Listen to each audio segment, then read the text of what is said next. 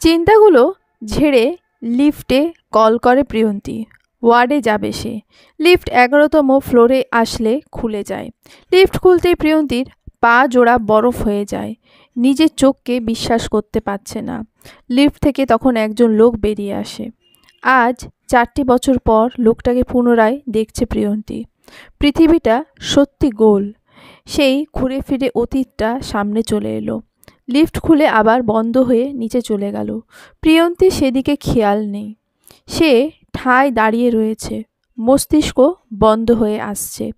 মাথাটা ঝিমঝিম করছে। প্রিয়ন্তীর বোধ হতে লাগলো কেউ তার বুকটা চেপে বসে রয়েছে। কষ্ট হচ্ছে। গলা যেন শুকিয়ে আসছে। পানি পেলে ভালো হতো। নিঃশ্বাস নিতেও কষ্ট হচ্ছে। মানুষটি তার দিকে এগিয়ে আসছে। 4 বছর পুরনো স্মৃতি পুনরায় সেলুলয়েডের ফিল্মের মতো চোখের সামনে চলে আসছে। সেই মুহূর্তগুলো যা কখনো প্রিয়ন্তীকে হাসিয়েছে, কখনো কাঁদিয়েছে, কখনো পুরুষ জাতির ওপর ঘৃণা তৈরি করে দিয়েছিল। ইরফানকে আজ 4 বছর পর দেখছে সে। ইরফান নামক পুরুষটি সেকে শেষ দেখেছিল তাদের ডিভোর্সের শুনানির সময়। অনেকটা বদলে গিয়েছে লোকটা। মুখে বার্ধক্যের ছাপ পড়েছে। কত হবে বয়স? 37 কি 38? কিছু কিছু চুলে পাক ধরেছে। এখন চোখে মোটা ফ্রেমের চশমা পরে। আগের মতো বলবান নেই সে। একটু কুঁজো হয়ে গেছে। চোখের নিচে কালি। দেখেই বোঝা যাচ্ছে মানুষটা ভালো নেই। কিন্তু কেন? তার তো ভালো থাকার কথা। সুখ তো প্রিয়ন্তী তাকে দিতে পারেনি। তার তো সুখে থাকার কথা। কারণ প্রিয়ন্তী তার জীবনে নেই। তার সবচেয়ে বড় কথা, সে এখানে কেন? তবে কি তার বউ ওর সাথে আছে? না, আর চিন্তা করতে পারছে না প্রিয়ন্তী। এখান থেকে পালিয়ে যেতে পারলে হয়তো খুব ভালো হতো। প্রিয়ন্তী খুব দ্রুত পা চালালো। পাশ কাটিয়ে তাড়াতাড়ি লিফট আবার কল করলো।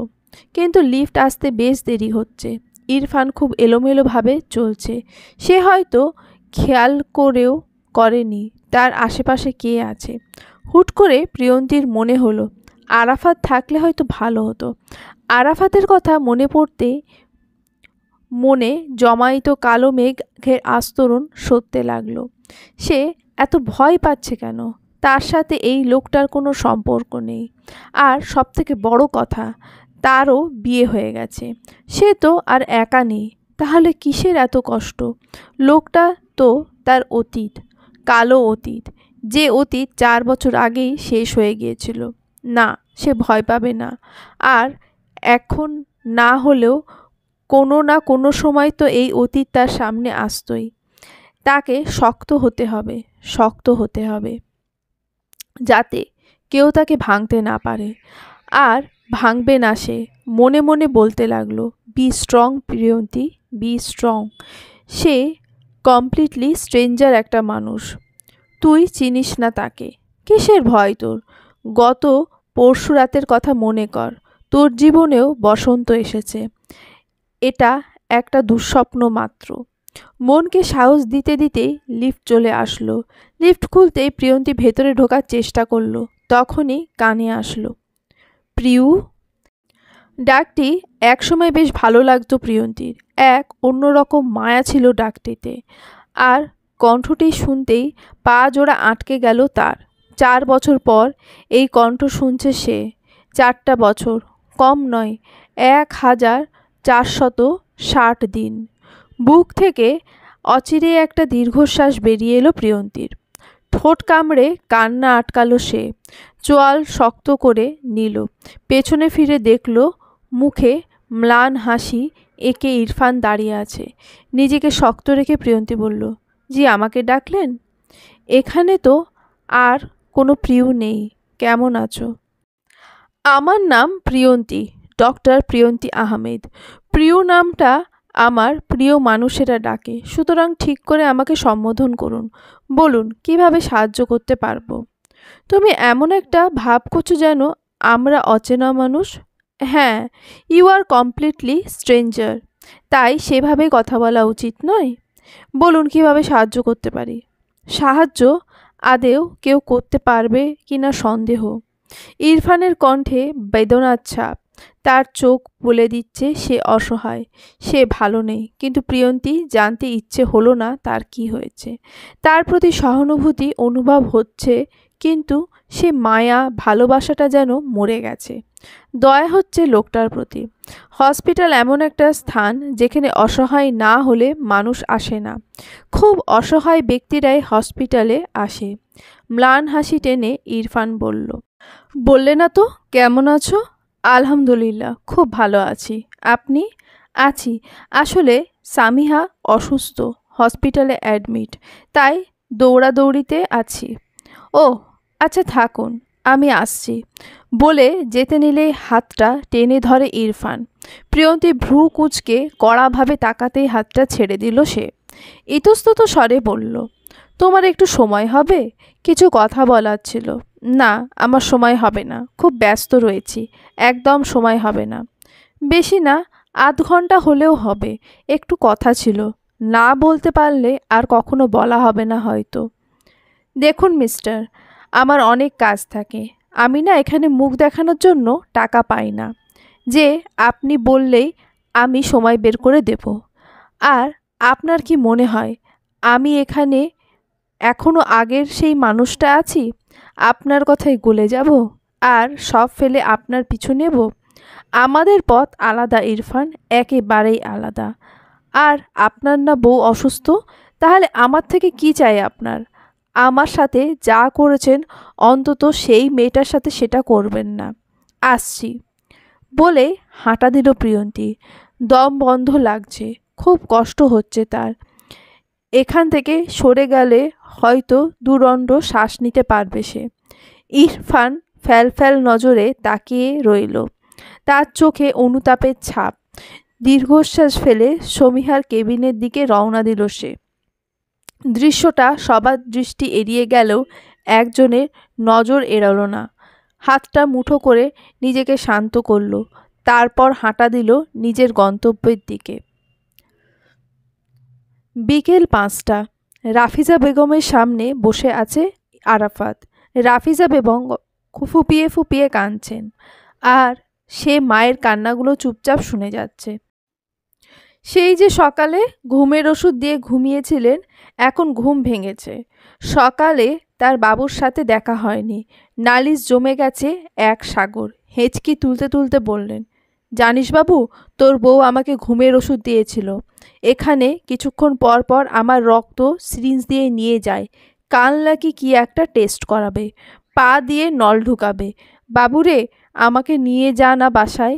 তোর দজ্জাল বউ, খুব খারাপ ও, আমাকে বকে জানিস। কেঁদো না মা, আমি ওকে বকে দেব, তুমি কেঁদো না।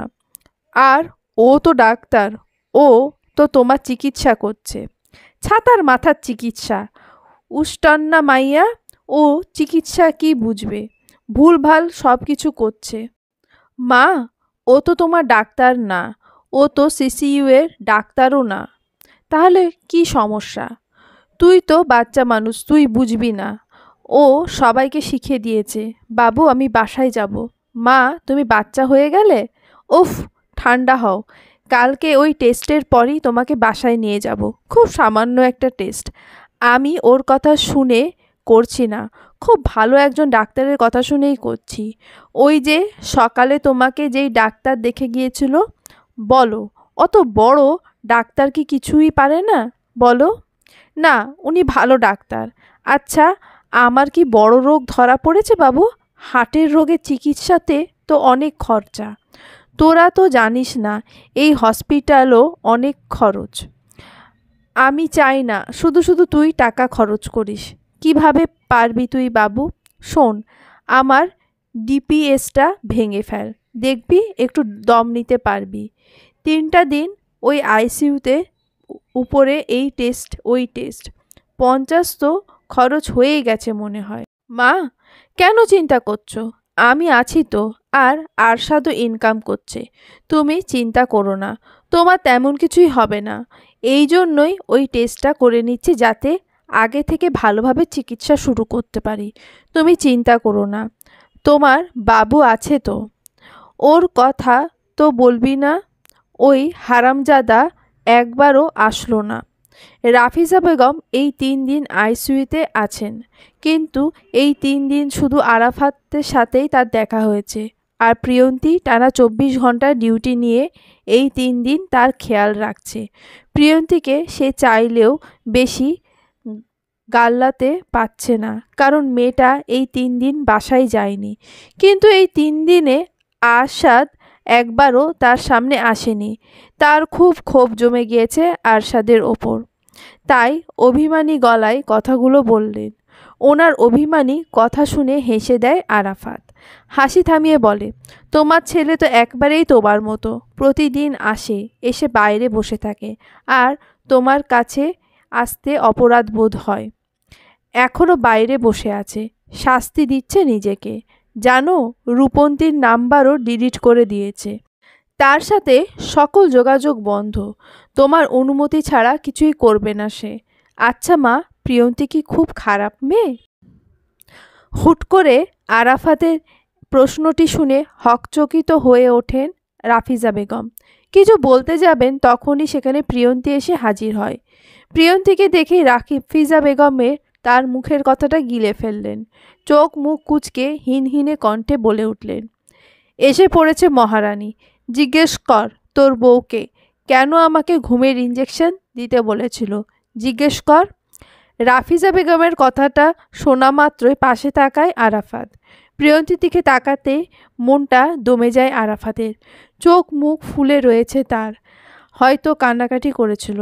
চোখের কাজল লেপটে চোখের নিচটা আরও কালো লাগছে। মুখটা শুকিয়ে ছোট হয়ে আছে। দুপুরে কিছু পেটে পড়েছে কিনা সন্দেহ আছে। খুব ক্লান্ত পরিশ্রান্ত লাগছে তাকে। এমনিতেও 3 দিন যাবৎ ঘণ্টা খানেকের বেশি বাড়িমুখো হওয়া হচ্ছে না তার। আরাফাত এবং আরশাদ যাতে চিন্তা না করে সেই জন্য টানা ডিউটি করে যাচ্ছে। মানুষ তো, রোবট তো না। মানুষের শরীরে রেস্টের প্রয়োজন হয়। খাওয়া দাওয়া ঘুম হলো এই হাড় মাংসের জ্বালানি। কিন্তু সেই জ্বালানি শরীরে পড়ছে কিনা সন্দেহ আরাফাতের। মার দিকে তাকিয়ে শান্ত কণ্ঠে বলে, আচ্ছা ওকে যদি বাসায় নিয়ে যাই তাহলে তো তোমার কোনো অভিযোগ থাকবে না, তাই না? বাসায় নিয়ে যাবি? হ্যাঁ, ও তো তোমাকে শুধু শুধু ওষুধ দেয়, ঘুমের ইঞ্জেকশন দেয়। এর থেকে বাড়িতে নিয়ে যাওয়াটা ভালো নয়? আরাফাতের কথায় বেশ চিন্তিত হয়ে পড়লেন রাফিজা বেগম। না, স্বীকার করলেও প্রিয়ন্তী আছে বলে একটু নিশ্চিন্ত তিনি। প্রিয়ন্তীকে সে চেনে, বাকি সবাই অপরিচিত। এই অপরিচিত পরিবেশে থাকতে বেশ ভয় হয় তার। হাসপাতাল এমন এক জায়গা যেখানে মৃত্যু ভয়টা পাওয়া খুব স্বাভাবিক।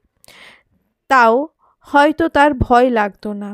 আজ দুপুরের দিকে তার পাশের বেডের মহিলাটি মারা গেছেন। বেশ খাতির হয়ে গিয়েছিল বুড়ো মানুষটার সাথে। আজ বিকেলে তার রিলিজ হওয়ার কথাও ছিল, কিন্তু আজরাইল ঠিকই তার জান কবজ করে ফেললেন। উনি কি কখনো ভেবেছিলেন যে আজ তার বাড়ি ফেরা হবে না? রাফিজা বেগম ঘুম থেকে উঠে পাশের বেড ফাঁকা দেখলে নার্সকে জিজ্ঞেস করেন। তখন এই কথাটা জানতে পারেন। প্রিয়ন্তীকে তার অপছন্দ, খুব অপছন্দ। কারণ নিজের বাবুর জন্য একটা পরীর মতো কচি রাজকন্যাকে বউ করে আনতে চেয়েছিলেন, কিন্তু ভাগ্যে একটা শ্যামবর্ণে 30 বছরের ডিভোর্সি মেয়ে জুটল। তাও যদি মেয়েটা একটু শান্ত ভদ্র হতো, একটু দাপট খাটানো যেত। কিন্তু কিসের কি, সারাক্ষণ ঝাড়ির ওপর রাখে একটা দজ্জাল মেয়ে। মনের মতো বৌমা পাওয়া সকল শাশুড়ির জন্মগত অধিকার। একটা ছেলে হওয়ার পরই তারা অর্জন করে, কিন্তু রাফিজা বেগম সেদিকে নিতান্তই দুর্ভাগা। এত কিছুর পরও এই সংকটের সময় তিনি প্রিয়ন্তীকে কাছে চান। কারণ মেয়ে যতই হোক, একমাত্র একদিনের শাশুড়ির জন্য এই টানা 3 দিন তার দেখভাল করছে।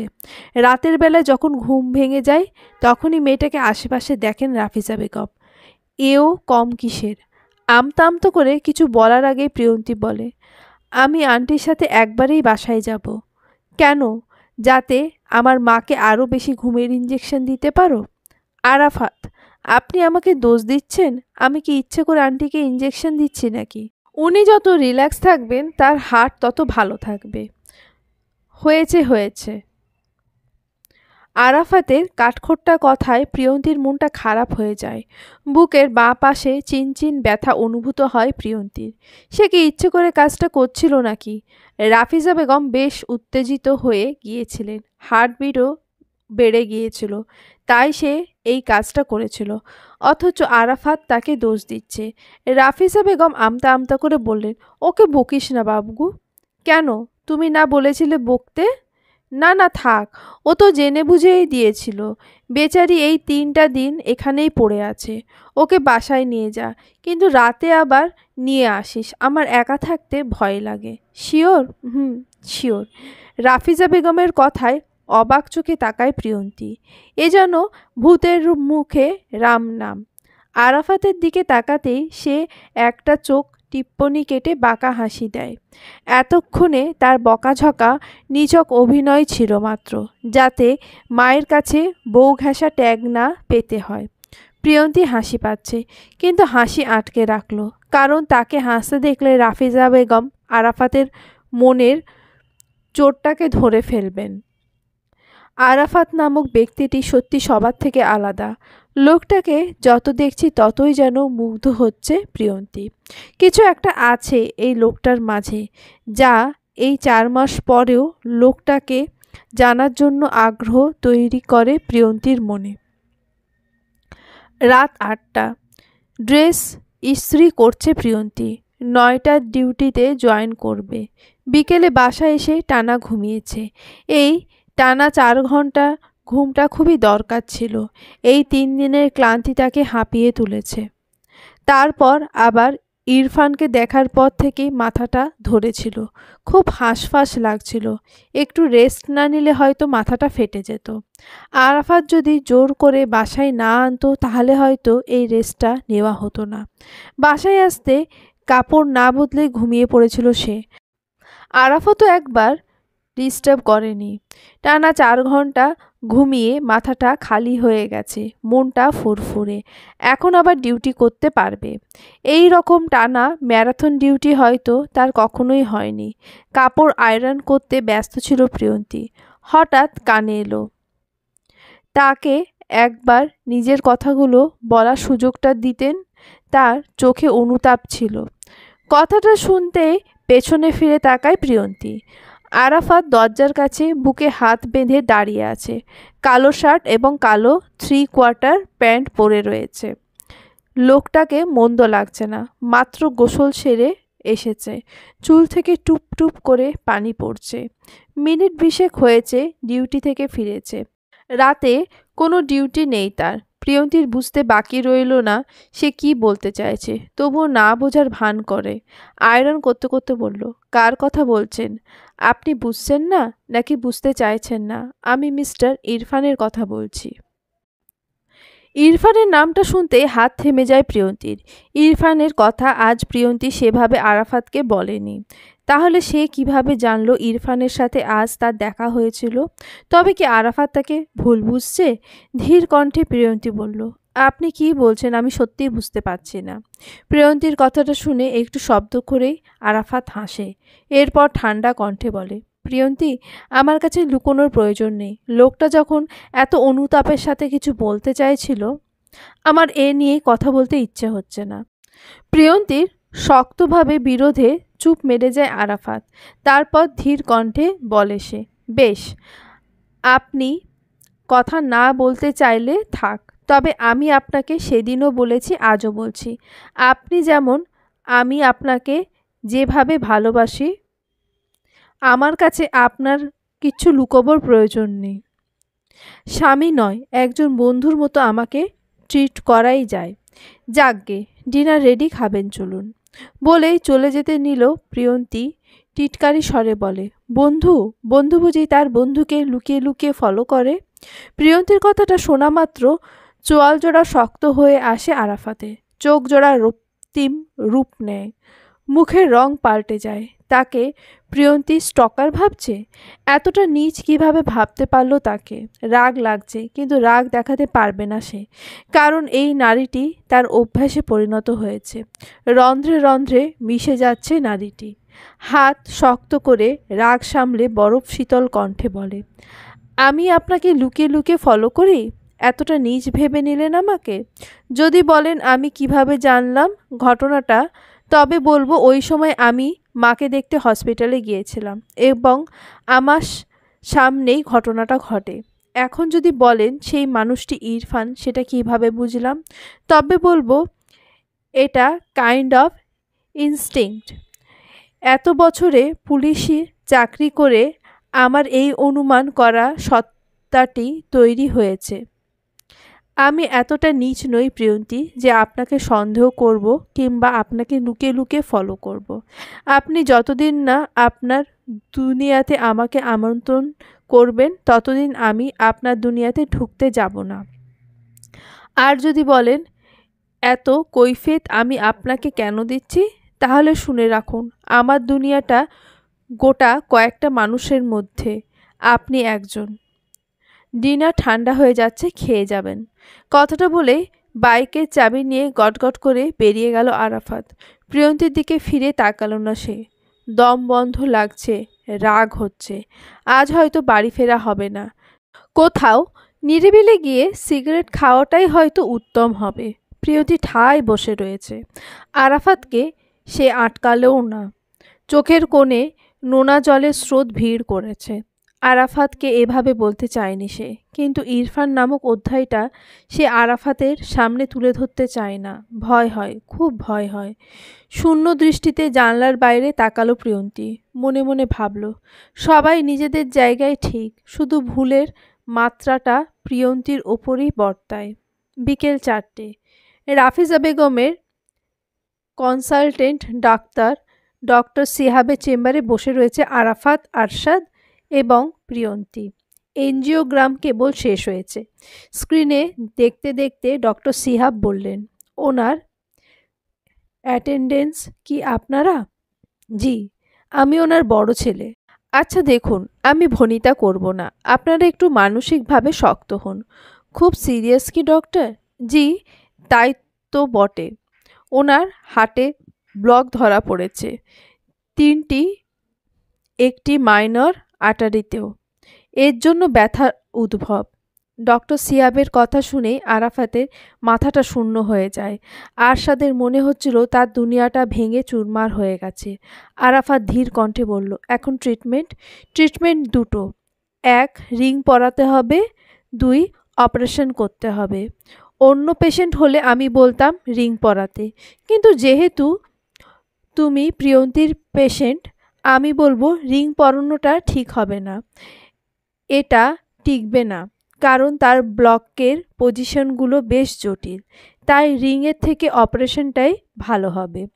কবে করাতে চাচ্ছেন অপারেশন? এটা আপনারা ডিসাইড করবেন। আসলে টাকার ব্যাপার আছে। এতগুলো টাকা জোগাড় করা, ব্লাড জোগাড় করা একটা লেন্দি প্রসেস।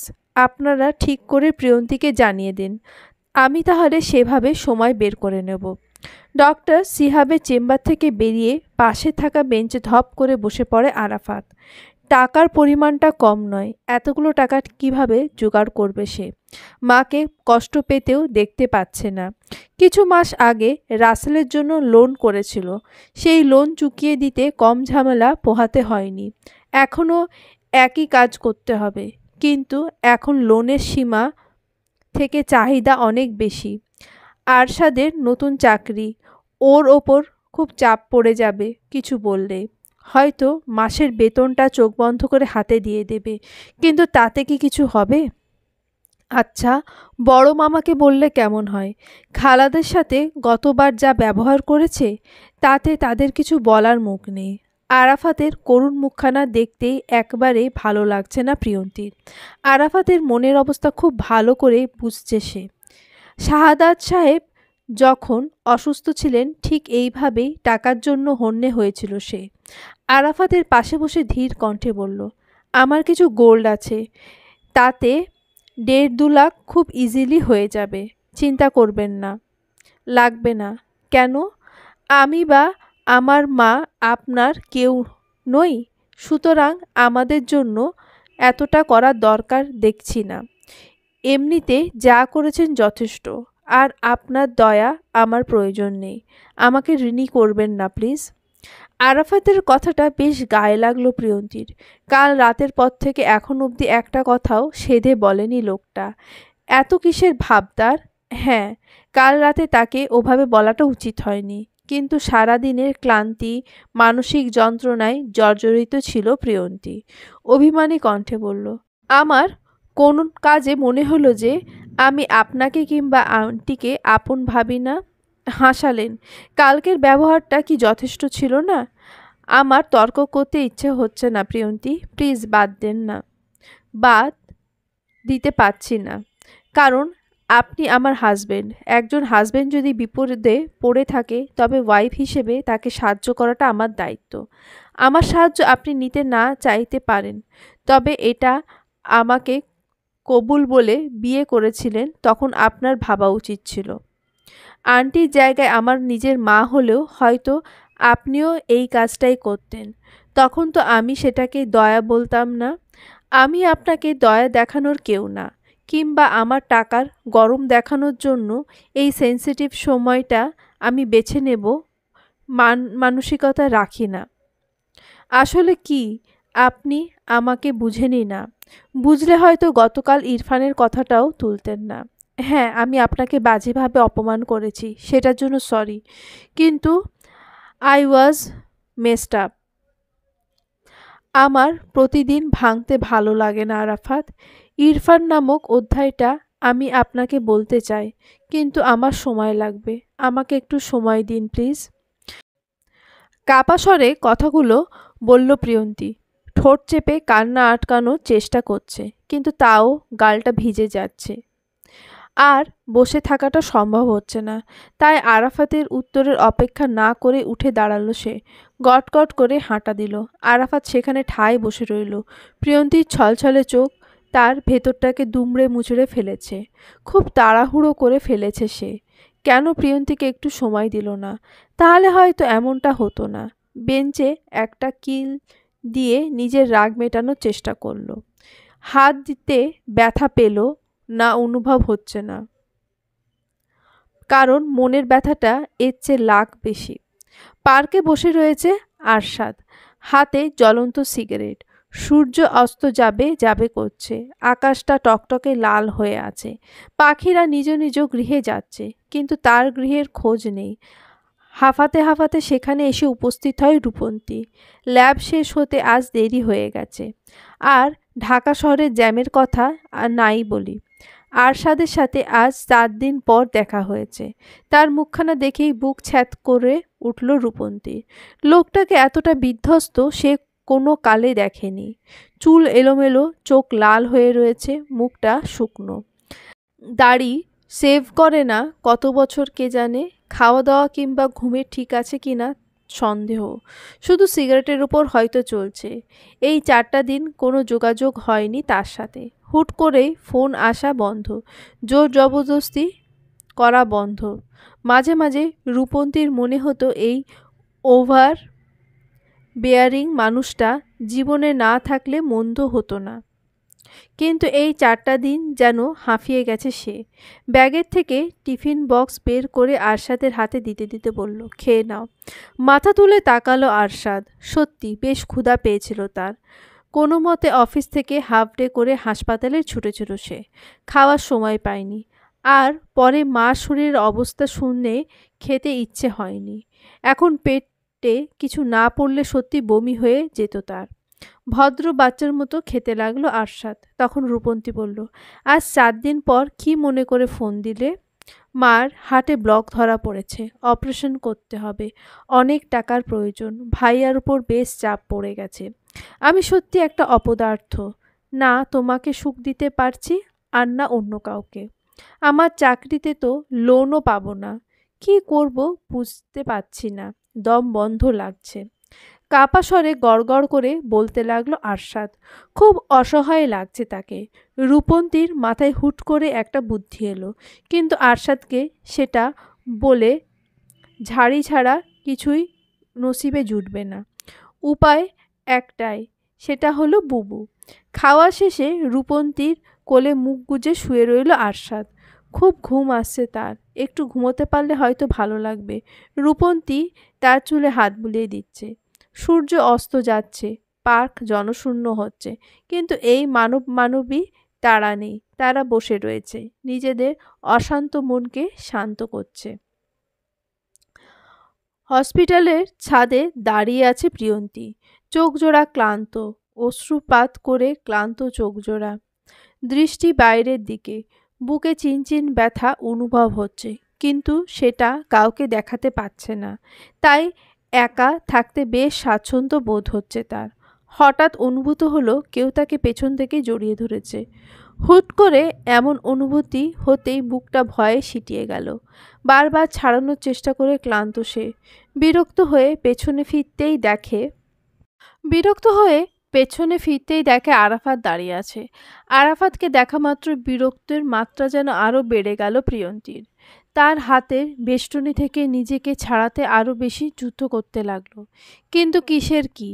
এই গণ্ডার প্রকৃতির লোকের থেকে নিজেকে ছাড়ানো যেন দুষ্কর হয়ে পড়েছে। অবশেষে ক্লান্ত হয়ে শান্ত হয়ে গেল আরাফাত। ঠেস দিয়ে বলে, অহেতুক এনার্জিটা নষ্ট করলেন।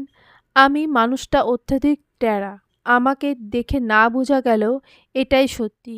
আমি যেহেতু আপনাকে একবার নিজের মাঝে নিয়েছি, সুতরাং আমার থেকে আপনার নিস্তার নেই। জোর করে আটকে রাখবেন? এতদিন চাইনি, কিন্তু এখন চাইছি। যদি জোর হয় তবে তাই। জোর করে আটকে রাখবো আপনাকে কেন? আমি তো আপনাকে নিজের দুনিয়ায় আমন্ত্রণ দেইনি। তাহলে? জোর যার মুলুক তার। আমি মুলুক? আপনি আমার বিবাহিত বউ, আমার ভালোবাসা, আমার জেদ, আমার জীবনের প্রথম নারী। নির্লিপ্ত কণ্ঠে কথাগুলো বলল আরাফাত। প্রিয়ন্তী দৃষ্টি আরাফাতের চোখে স্থির। এতটা মায়াবী কোনো পুরুষের চোখ হতে পারে? এই মায়ার তীরে নিজেকে ভাসিয়ে দিতে ইচ্ছে হয়, কিন্তু ভয় হয় যদি তাল সামলাতে না পারে, যদি ডুবে যায়। আরাফাত তখন হাসতে হাসতে বলল, ডুববেন না, আমি আছি তো। আপনি কি মন পড়তে পারেন? পারি তো। মানুষের চোখ তার মনের আয়না হয়। আমি আপনার চোখ পড়তে পারি। তাই বুঝি? তবে বিকেলে ওই কথাগুলো কেন বলেছিলেন? মাথাটা কাজ করছিল না। একটু ইগোতেও হামলা হয়েছিল কি না? আর হবে না, সরি, আমি বলবো না কিন্তু। আরাফাতের কথায় খিলখিল করে হেসে দিল প্রিয়ন্তী। প্রিয়ন্তীর প্রাণবন্ত হাসিটা যেন তপ্ত হৃদয় এক পশলা বৃষ্টির ন্যায় ছিল আরাফাতের জন্য। সব কিছু মিলিয়ে এতটা বিষিয়েছিল আরাফাত, মনটা যেন একটা জালে আটকে গিয়েছিল। দম বন্ধ লাগছিল, যুদ্ধে পরাজিত সৈনিকের মতো ক্ষতবিক্ষত হয়ে ছিল সে। এটা ঠিক, এই ক্ষত কাউকে দেখানো সম্ভব নয়, কিন্তু এখন প্রিয়ন্তীর প্রাণবন্ত হাসিটা যেন নতুনভাবে লড়াই করার প্রেরণা দিচ্ছে। লড়াই তো কেবল শুরু। এই জীবনযুদ্ধে টিকে থাকতে হলে কারোর অনুপ্রেরণা যে চাই, আর প্রিয়ন্তী সেই অনুপ্রেরণা। হাসি থামিয়ে প্রিয়ন্তী বলল, চলুন। কোথায়? গয়না বেচতে। আপনি এতগুলো গয়না আমার মায়ের জন্য বেচে দেবেন? বেশি না তো, লাখ দুয়েক হবে কিনা সন্দেহ। এটাও কম কিসের? পরিবারের বিপদ আসলে হাতের কাছে যা আছে তাই নিয়ে নেমে পড়তে হয়, তখন আমি করতে হয় না। আরাফাত মুগ্ধ নয়নে প্রিয়ন্তীকে দেখছে। নারী মানেই রহস্য। এই নারীটি একদিন তার মার মুখের ওপর প্রতিবাদের দুটো উক্তি বলে অপমানের রেখা টেনেছিল, অথচ আজ এই নারীটি তার সর্বস্ব দিয়ে দিচ্ছে তারই মায়াকে সুস্থ করতে। কি অদ্ভুত না? সময় বহমান। এই সময়ে চাকা কখনো থেমে থাকেনি। দেখতে দেখতে 2 সপ্তাহ কেটে গেছে। রাফিসা বেগমকে ডিসচার্জ করে দেওয়া হয়েছে। চিত হয়ে ঘুমোতে পারবে না, কোলেস্ট্রল জাতীয় কিছু খেতে পারবে না, সব কিছু মেপে খেতে হবে, এমনকি পানিটাও। তার ঘর সবসময় পরিষ্কার থাকতে হবে। অপরিষ্কার থাকা মানে ইনফেকশনের ভয়। হাড় কাটা পড়েছে বিধায় সেটা জোড়া লাগতে 6 মাস তো লাগবেই। পায়ের ব্যান্ডেজ বদলাতে হয় ঘন ঘন, খুব ঝামেলা। কিন্তু রাফিজা বেগমের চিন্তা নেই, কারণ তার 3টি সৈন্য রয়েছে, তারাই সব করে। সকালে প্রিয়ন্তী, রাতে আরশাদ। আর আরাফাতের ডিউটি যেহেতু কোনো বাপমা নেই, তাই সে যখন সময় পায় তখনই হাত লাগায়।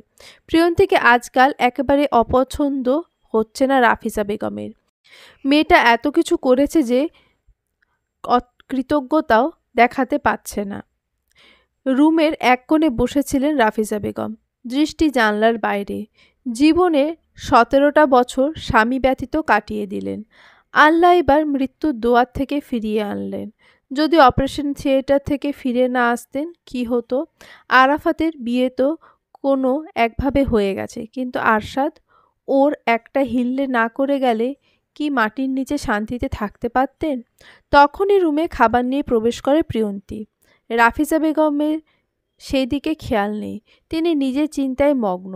গলা খাকড়ি দিয়ে প্রিয়ন্তী বলে, আন্টি কি করছেন? প্রিয়ন্তীর ডাকে ধ্যান ভাঙে রাফিজা বেগমের। প্রিয়ন্তীকে খাবারের প্লেট হাতে দেখে জানলা ধার থেকে ধীর পায়ে হেঁটে বিছানায় বসেন তিনি। হাতে চ্যানেল বলে প্রিয়ন্তী তাকে খাইয়ে দিচ্ছিল। খাওয়ার মাঝে ধীর কণ্ঠে রাফিজা বেগম বললেন, আজ ডিউটি নেই? না আন্টি, আজ ডিউটি নেইনি। আর কতদিন আন্টি বলবে? জি। বউ হয়ে বাসায় এসেছ 20 দিন হয়ে গেছে, এখনো আন্টি আন্টি? মা, আম্মা, আম্মু, মামনি বলতে কি হয় তোমার?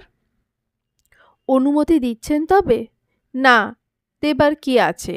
ছেলের বউ যখন হয়েই গেলে তাহলে তো আমি তোমার শাশুড়ি মাই হলাম, তাই না? তা তো অবশ্যই। শোনো, শাশুড়িমাদের একটা স্বভাব আছে, বউদের হুকুম চালানো। আরাফাত হবার পর এটা আমার মানবাধিকারের পরিণত হয়েছে। তুমি যেহেতু আমার বউমা, তোমার উপরও হুকুম চালাবো। আমার ছেলের ওপর তোমার আগে আমার অধিকার, মাথায় বসিয়ে নাও। যথা আজ্ঞা। এমনিতেও আপনার ছেলের ওপর অধিকার খাটাবার শখ নেই আমার। কেন? খাটাবে না কেন? অবশ্যই খাটাবে, কিন্তু আমার পরে। আচ্ছা, তা আরশাদের বিয়েটা দিয়ে আরেকটা বউ এনে নিলেই তো পারেন, তাহলে একই সাথে ডবল হুকুম চালানো হবে। বলি কি, রূপন্তীকে বউ করে নিয়ে আসুন। আমি তো মানুষটা টেরা, আমার উপর হুকুম চালিয়ে লাভ হবে না। মেজাজ খারাপ হলে সব ছেড়ে চলেও যেতে পারি, তবে রূপন্তী এমন না, ওর উপর দুজনে মিলে হুকুম চালাতে পারবো। আমি বুঝি না ভাবছ? 2 বোন মিলে আমাকে বের করে দিলে? এত মুরদ আছে আমাদের? আর আমি এরকম চিন্তা করলেও রূপন্তী এমনটা নয়। নিজের জমানো টাকা আমার হাতে তুলে দিয়েছিল আপনার অপারেশনের সময়। আমার বোন তো খুব নরম প্রকৃতির। আর আপনার মনে হয় আমার মতো হলে আরশাদ ওকে পছন্দ করত? এই কথায় লজিক আছে। আচ্ছা, ভেবে দেখি। রাফিজা বেগমের কথায় মুচকি হাসে প্রিয়ন্তী। মানুষটাকে প্রথমে খারাপ লাগলেও এখন অতটা খারাপ লাগছে না, বরং তার সাথে ঝগড়া করতেও ভালো লাগে। আবার তাদের চিন্তাধারাতে মিলও আছে। রাফিজা বেগমের খাওয়া শেষ হলে সব গুছিয়ে নিয়ে নিজের রুমে যায় প্রিয়ন্তী। রুমে প্রবেশ করতে পেছন থেকে কেউ তাকে জড়িয়ে ধরে। এই কাজটা হামেশাই একটা মানুষই করে। এটা যেন অভ্যাসে পরিণত হয়েছে প্রিয়ন্তীর। স্বাভাবিকভাবেই প্রশ্ন করে প্রিয়ন্তী, কি চাই? কিছু না, শান্তি লাগে আপনার কাছে আসলে। ও তাই বুঝি? হুম। আপনি তো বেশ চালু। কি জন্য মনে হলো? ঠিকই মায়ের মাথায় রূপন্তীর কথাটা ঢুকিয়ে দিলেন। বিয়ের আগে ভাবা উচিত ছিল আমি কেমন, কিন্তু আপনি জানলেন কিভাবে? মায়ের রুমে যাচ্ছিলাম, তখনই কানে আসলো আপনি কথা বলছিলেন দেখে ঢুকিনি। এভাবে কান পাতা কিন্তু ভালো নয়। তাই বুঝি? আপনি তো পুলিশ, এটা জানেন না প্রাইভেসি নষ্ট হয়? তাই? প্রিয়ন্তীর কথা শুনে অট্টহাসিতে ফেটে পড়ে আরাফাত। কয়েকদিন পর মন খুলে হাসছে সে। এতদিন কম ঝড় যায়নি তার ওপর। প্রিয়ন্তীও তাকে ধীরে ধীরে আপন করে নিয়েছে। সম্পর্কটা এখন আর বেনামি না। একজন স্বাভাবিক স্বামী স্ত্রীর মতোই তাদের সম্পর্ক, শুধু ভালোবাসার দুয়ারটাই খুলতে বাকি তাদের মাঝে। হয়তো তা খুলতে বেশি দেরি নেই। আরাফাত অপেক্ষায় আছে কবে প্রিয়ন্তী তার জন্য ভালোবাসার দুয়ারটা খুলে দেবে। প্রিয়ন্তী তখনও আরাফাতের বাহুতে বেষ্টনীতে আবদ্ধ। তখন ফোনটা বেজে উঠল। ফোনের আওয়াজে আরাফাত প্রিয়ন্তীকে ছেড়ে দেয়। ফোনটি হাতে নিতে অজানা একটা নাম্বার ভেসে ওঠে। ফোনটি রিসিভ করলে একটি পরিচিত কণ্ঠ কানে ভেসে ওঠে প্রিয়ন্তীর। হ্যালো প্রিয়ু। কণ্ঠটি শুনতেই বুকটা ধক করে ওঠে। কণ্ঠটি আর কারণ নয়, বরং ইরফান নামক লোকটার। সেই ইরফান যার স্মৃতিগুলোকে ভুলতে পারলে হয়তো তার জীবনটা একটা জায়গায় আটকে থাকতো না। হয়তো আরাফাতের সামনে নিজেকে মেলে দিতে 14 বার চিন্তা করতে হতো না তার আর আরাফাতের মাঝে হয়তো অদৃশ্য দেওয়ালটা থাকতো না। কানের কাছে ফোনটা ধরে ঠাঁই দাঁড়িয়ে আছে প্রিয়ন্তী। ফোনের অপর পাশে লোকটি শুধু হ্যালো হ্যালো করে যাচ্ছে, কিন্তু প্রিয়ন্তীর মুখ থেকে কথা বেরোচ্ছে না। আরাফাত ভ্রু কুঁচকে তাকিয়ে আছে প্রিয়ন্তীর মুখের দিকে। প্রিয়ন্তীর মুখ যেন পাথরের ন্যায় হয়ে আছে। এবার চেয়েছিল তার কাছে যেতে, কিন্তু পর মুহূর্তে ভাবল প্রিয়ন্তী যদি তার অতীতের সাথে এই মুহূর্তে মুখোমুখি না হয়, তবে সারাটা জীবন এই অতীতের ছায়া থেকে নিজেকে এড়িয়ে চলবে। এটা তো ভুললে চলবে না, পৃথিবীটা গোল। মিনিট দুয়েক বাদে নিজেকে সামনে নিল প্রিয়ন্তী। অপর পাশের মানুষটি কোনো রেসপন্স না পেয়ে কিছুটা শান্ত হয়ে গেল। এরপর ধীর কণ্ঠে বলল, আমি জানি তুমি আমাকে ঘৃণা করো, তাই হয়তো কথাটাও বলতে চাও না। বলো না, তবে ফোনটা কেটো না প্রিয়। 2 মিনিট দাও, আমি ফোন নিজেই রেখে দিচ্ছি। তুমি হয়তো ভাবছো আমি তোমার নাম্বারটা কিভাবে পেয়েছি, কিংবা আমি তোমার কাছে কেন ফোন করছি। প্রিয়, আমি কিছুই চাই না, শুধু চাই তোমার সাথে শেষবারের মতো একটু দেখা করতে। শেষবার।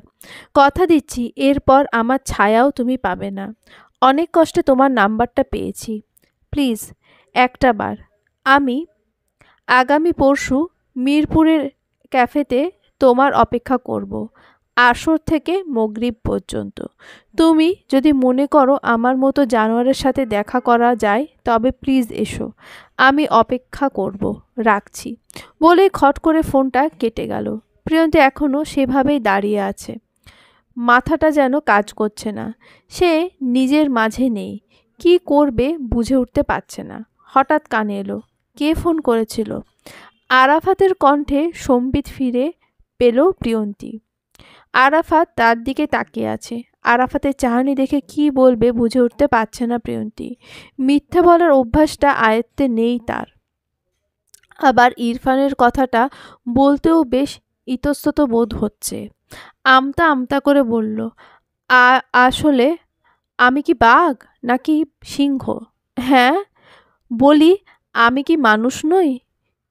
কিসের মধ্যে কি? পান্তা ভাতে ঘি।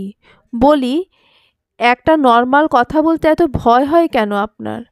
আর আপনার অতীতে কোনো যায় আসে না। অতীত সবার থাকে। কোনো অতীত বেদনাময়, কোনো অতীত সুখময়। তাই বলে সেই অতীতের জন্য বর্তমানে গুমড়ে থাকতে হবে এমনটা তো কথা নেই। আমি চাই আপনি যেমন মন খুলে আমাকে সব বলতে পারেন। আমি আপনাকে সেই স্পেসটা সবসময় দিয়েছি। তবে কেন আমার সামনে নিজেকে তুলে ধরতে এত ভয় আপনার? আমি কি মানুষটা আপনার বিশ্বাসের অযোগ্য? আরাফাতের কথাগুলো চুপ করে শুনল প্রিয়ন্তী। আরাফাতের প্রতিটি কথা যেন প্রিয়ন্তীর মনের ভেতরে বন্ধ দরজা ভাঙতে শুরু করে। একটা লোকের কথায় এত মায়া কি করে থাকতে পারে? মনের মাঝে দ্বিধাদ্বন্দ্বের গিঁটগুলো যেন একটা একটা করে খুলছে। মনের জমায়েত কালো মেঘের আস্তরণ যেন সরছে। অনেক সাহস করে বলে, ইরফান ফোন দিয়েছিল। কি বলল সে? বলল দেখা করতে। তবে করুন। জি? বললাম দেখা করুন। দেখুন, তেতো ওষুধের ওপর কিন্তু কার্যকারী ওষুধ হয় না। ঠিক তেমন এই কালো অতীতের সম্মুখীন যতদিন না আপনি হবেন, ততদিন এই অতীত থেকে মুক্তি পাওয়াটা সম্ভব নয়। কতদিন এভাবে এড়িয়ে চলবেন? দেখা করুন, প্রশ্ন করুন, জানুন কি বলার আছে তার। এমন হতেই পারে তার কথাগুলো শুনে আপনার মনের জট খুলে গেল, শান্তিতে নিঃশ্বাস নিতে পারলেন, পিছু টানের সূক্ষ্ম দড়িটা ছিঁড়ে গেল। আর যদি না ছেড়ে, যদি আমি তার প্রতি দুর্বল হয়ে যাই? মানুষের মন তো, গলতে সময় লাগে না। আমি বেঁধে রাখবো না। ভালোবাসা বেঁধে রাখার জিনিস নয়। যদি এটা আমার হয় তবে আমার কাছেই ফিরবে, আর যদি না ফেরে তবে সে আমার নয়। কথাটা শুনতেই একটা শূন্যতা ছেয়ে যায় প্রিয়ন্তীর মনে। কেন যেন অজান্তেই আর্তনাদ করতে থাকে তার মন। তবে কি মন চাইছে যাতে আরাফাত তাকে আটকে রাখে? সে কি তবে আরাফাত নামক জালে বাঁধা পড়েছে? কে জানে। রাফিজা বেগমকে দেখতে এসেছেন তার বড় বোন রেহানা বেগম। মহিলা একটু বাইপোলার ডিসঅর্ডার রয়েছে। কোনো এক অজানা কারণে তার প্রিয়ন্তীকে বিস্তর অপছন্দ। সুন্দর মতো চা খাইয়েও বাইরে গেল প্রিয়ন্তী, তাতেও তার আপত্তি। রাফিজা বেগম চুপ করে আধশোয়া অবস্থায় বসে আছেন। আরশাদ আরাফাত কাজে গেছে। রেহানা বেগম আসতেই প্রিয়ন্তী একটু বাইরে যাওয়ার কথা বলেছিল। তা এছাড়া একটা কাজের মেয়ে ঠিক করেছে প্রিয়ন্তী, দুদিন হলো। বয়স 18-র কম, নাম শেফালি। সে 24 ঘন্টা রাফিজা বেগমের সাথেই থাকে। চায়ের কাপে চুমুক দিতে দিতে রেহানা বেগম বললেন, তোর বড় বউটা হয়েছে আস্ত বেয়াদব, বুঝলি? কেন আপা, কেন আবার? আমি এসেছি আর অমনি চলে গেল বাইরে, জিজ্ঞেস করলো না আমি কি খাবো না খাবো। নাস্তা বানিয়েই দিয়ে গেল। তো থাকবে না সে? তোকে একা রেখে চলে গেল? কিসের দুনিয়ার উদ্ধার করছে সে? ওনার কথায় বেশ বিরক্ত হলেন রাফিজা বেগম। মেয়েটি সারাদিন করে, আজ একটু ডিউটি থেকে ছুটি নিয়েছে। হয়তো পড়ে গেছে কোনো কাজ। কেন তার সব কিছু ফেলে তার কাছেই বসে থাকতে হবে? তার কি নিজস্ব জীবন নেই নাকি? বিরক্ত স্বরে বলে উঠলেন, আপা, তুমি কি আমাকে দেখতে এসেছো নাকি আমার বৌমার খুঁত ধরতে এসেছো? বাইরে আজ ওর এমনিও যাবার কথা ছিল, তাও তো তোমার জন্য নাস্তার ব্যবস্থা করেই গেছে। তাতেও তোমার সমস্যা? আর শেফালি তো আছেই আমার কাছে, তুমিও আছো। আমার যদি কোনো প্রয়োজন হয় তুমি সাহায্য করতে পারবে না? বাবা, বউয়ের ওকালতি করছিস নাকি? এই ডিভোর্সি বুড়ো মেয়েটাকে দেখি তোর মনে ধরেছে। এখানে মনে ধরার কি আছে আপা?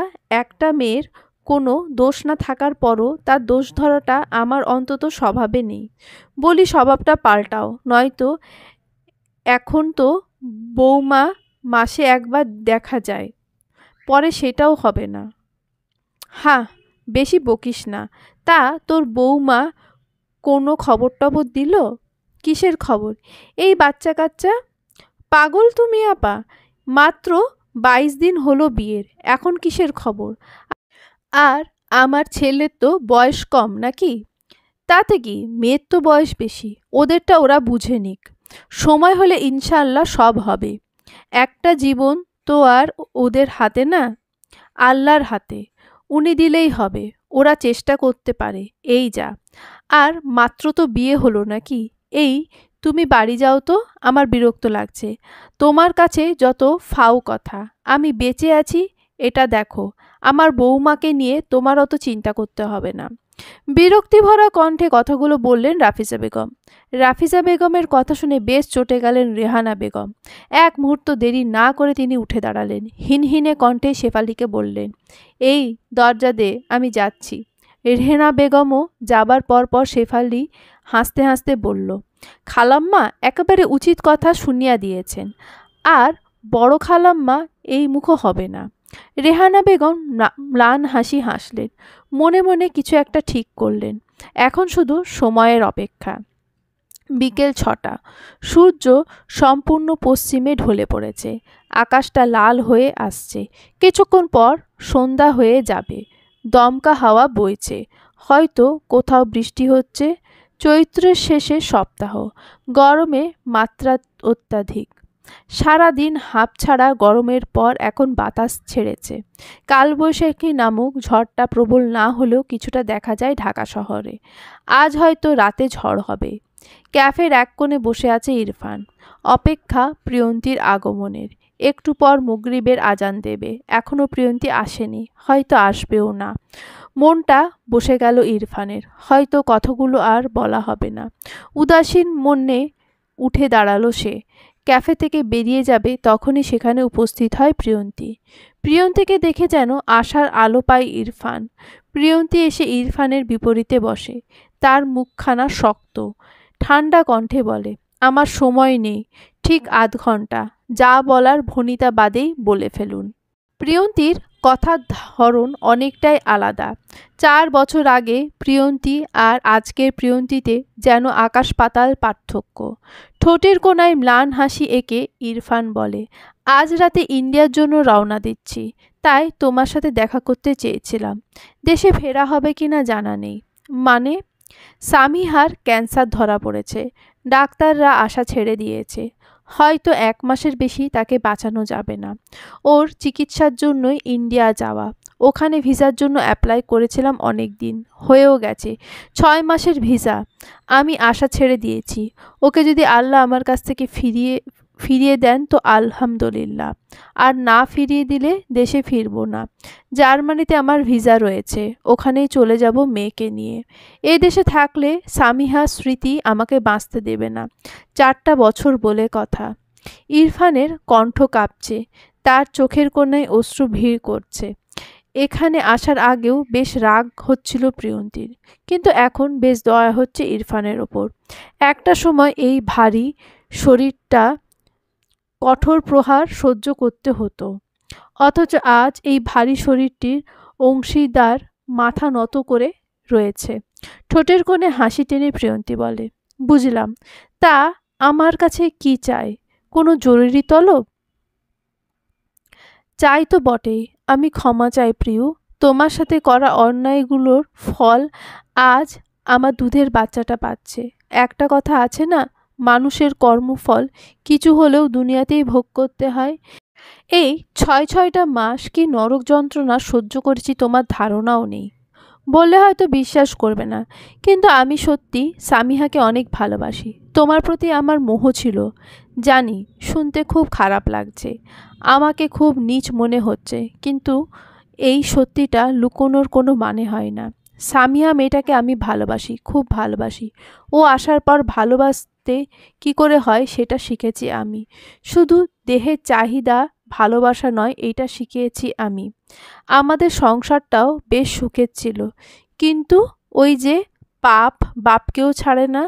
আমার পাপের ভাগটা স্রষ্টা তাকে কেড়ে নিয়ে দিচ্ছে।